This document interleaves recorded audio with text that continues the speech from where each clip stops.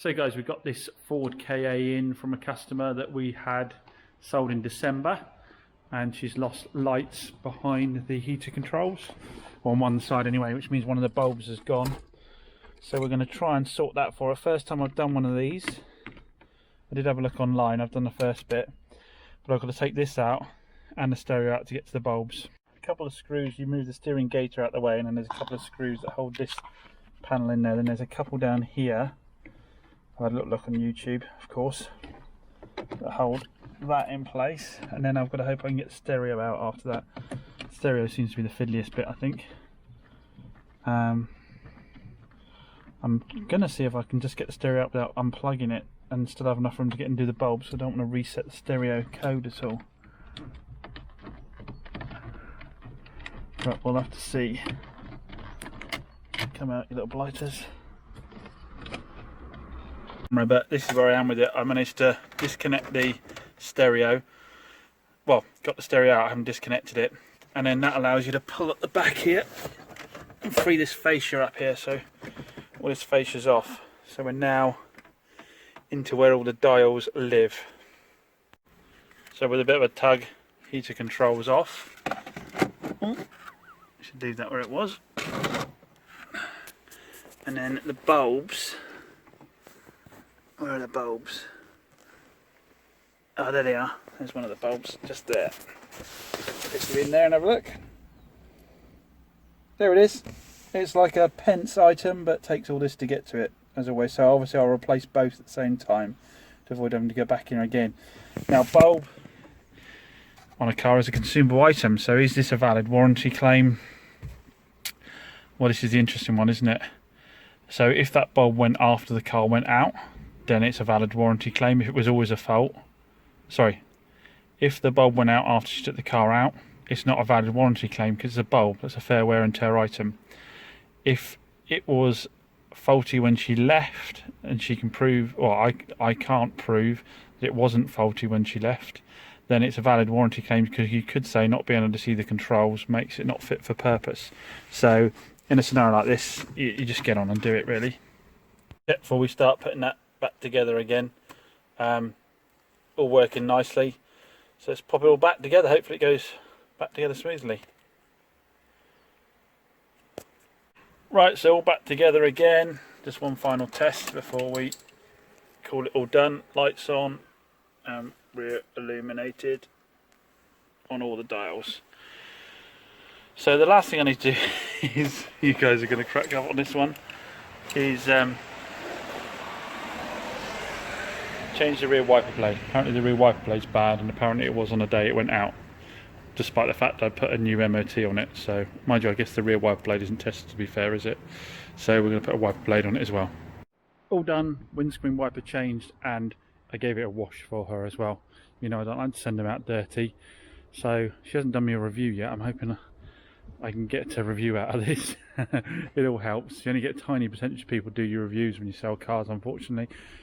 It's just, they all go out of it going raving and going they're going to do it, and then they just get on with their lives, don't they?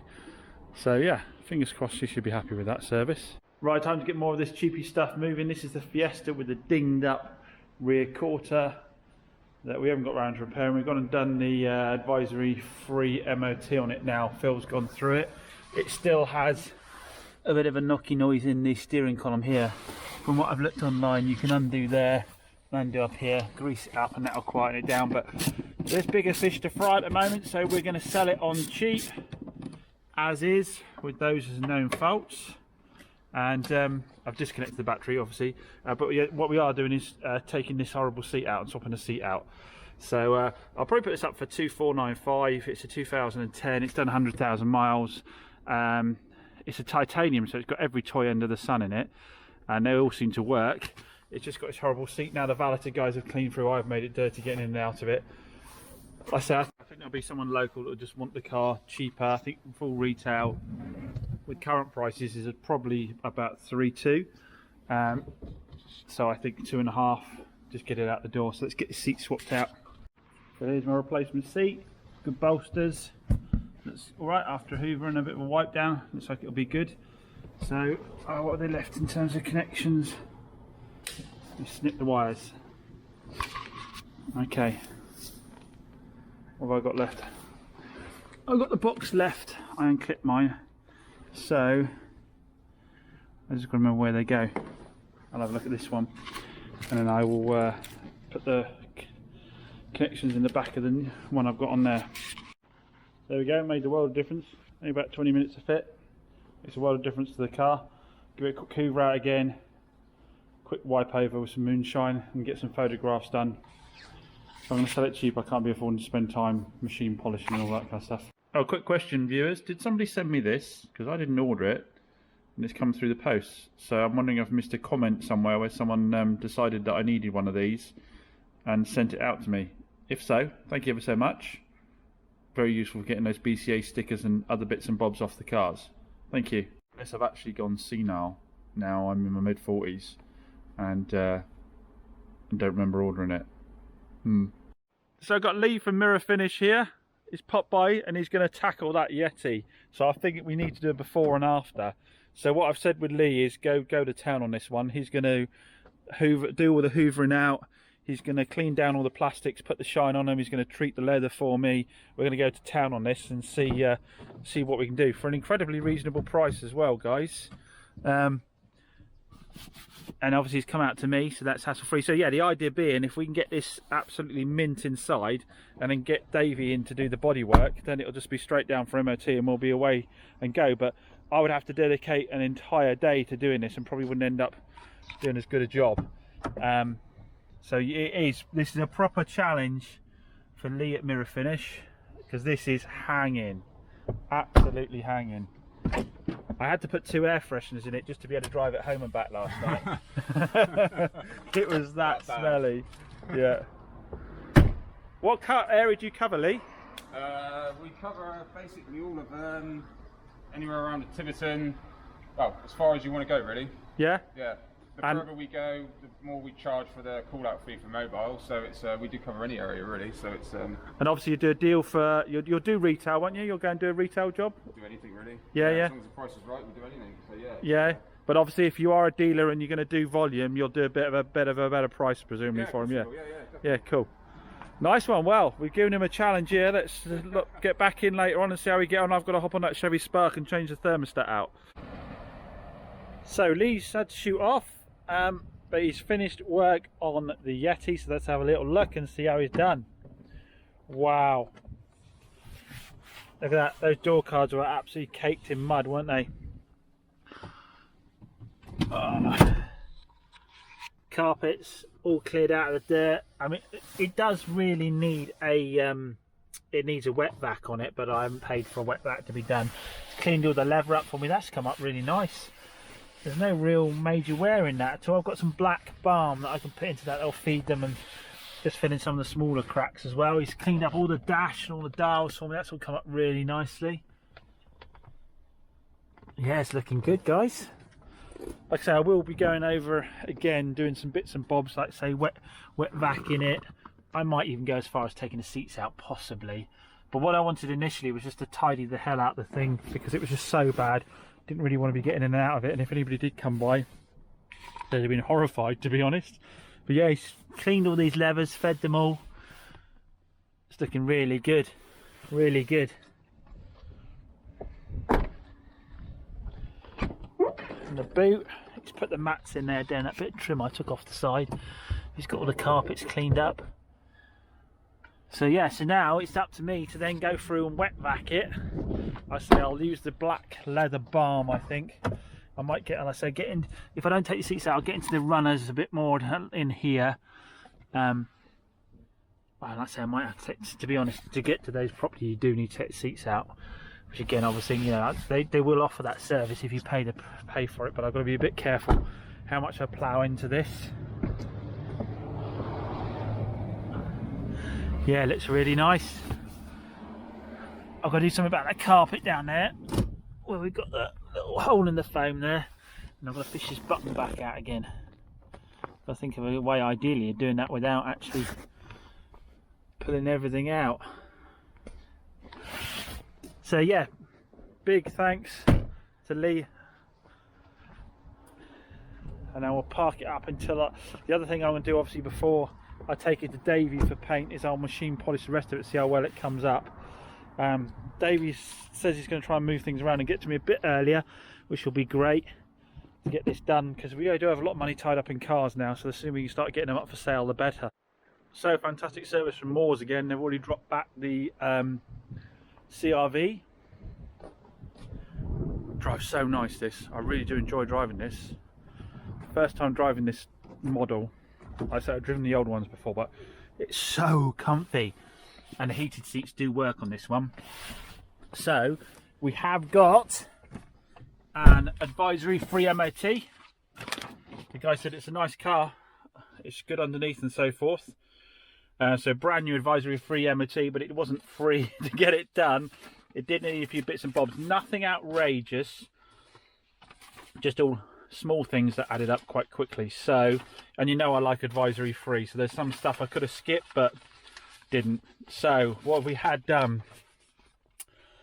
Offside rear tyre, renew offside and near side anti-roll bar links, offside lower ball joint, offside brake bulb, trap rod end near side, steering rack boot, wheel alignment, and a repair to the exhaust. All of that came in at £447.88 including the VAT. I can claim £67 back on the VAT, so we're about what, £380-ish. So I've only paid £147.50 in labour. They tend to be very reasonable for me on the parts. I could get them a little bit cheaper getting them from my accounts, but I wouldn't make a massive saving on it. For the hassle, to be honest, getting it, dropping it down there, getting it back a day later with a new advisory free MOT on it, I say saving £147 probably isn't worth it. I wouldn't get other cars ready in time. So again, I just cannot speak highly enough of Moores. I really can't, guys, because the other thing they've done, and this is, oh, what absolute legends. So you remember the VW Caddy that I couldn't understand what was going on with the boost, and I sold it as a known fault to a chap who had a couple of cars off me before. So I said to my guy, I said, go down Moores and see what they can do for you, because he ran it around for a couple of months and said, I really would like to get it sorted, because it does happen every now and then. It goes into that limp mode. You have to pull over, restart it again. So I said, take it down Moores and see what they can do, and I'll try and get the VAT off it for you. You know, if they bill me and I run it through, and then we'll work out something between the two of us. Well, in the end, I've paid for it. I've paid for it because he's such a nice chap, and he just paid £300 having a drive shaft done on the Punto elsewhere, and that didn't work out. It didn't repair the problem. It's still got the same noise. So I kind of felt like I wanted to help him out. He's such a nice guy, and I know I shouldn't do this. I should keep the cash in my pocket. But anyway, Moores got hold of and while everybody else said just, you know, turbo, stick a turbo on it, do this, that and the other, they just did the proper diagnosis job, went through, checked everything over. Sorry, we've got the valeting yard on that side. And simply found twisted vacuum hoses. They went through, did all the hoses, untwisted them, rerouted them, did some test drives on it, and they went out and did a load of driving in it, and it's working great. And he's had it now for a few days and hasn't reported any problems. I need to give him a call. But yeah, sorted it. All in, £91 minus the VAT, £76 is what it's cost me to make that man really happy, because I was a bit gutted for him. He spent that amount of money out on the Punto and didn't get it sorted, and he has spent a lot of money. If you remember on the Punto, we went halves on having the clutch job done before, I think, and he paid that without any fuss at all. So I really, because he bought, if you remember, he bought the Punto off me, no warranty, but then he had a clutch problem with it back later on, and I said, let's do a bit of a deal on that. So I wanted to help him out. So yeah, it looks like the Caddy van is, I should have kept hold of it, shouldn't I? So he's got the Caddy van now, and he got it cheap, didn't he? He got it cheap because of the problem. Now it's just been sold for, well, I'm not a very good businessman, am I? It's been sold for free. Right, and then the last bill, I did have quite a lot of money to pay out down at Moores today. I said to Phil, are you guys going on a foreign holiday yet? With the amount I've been spending down there. We've got the Fiat 500, which had to have renew engine oil and filter. Why did they do that? Oh, I can't remember asking them to do that. Okay. Alright, well, there you go. It's been serviced now then. A bulb. Clean off the rear axle. Oh yeah, you needled the rear axle, clean that off, got the surface rust off that. Remove an exhaust mount and replace a second.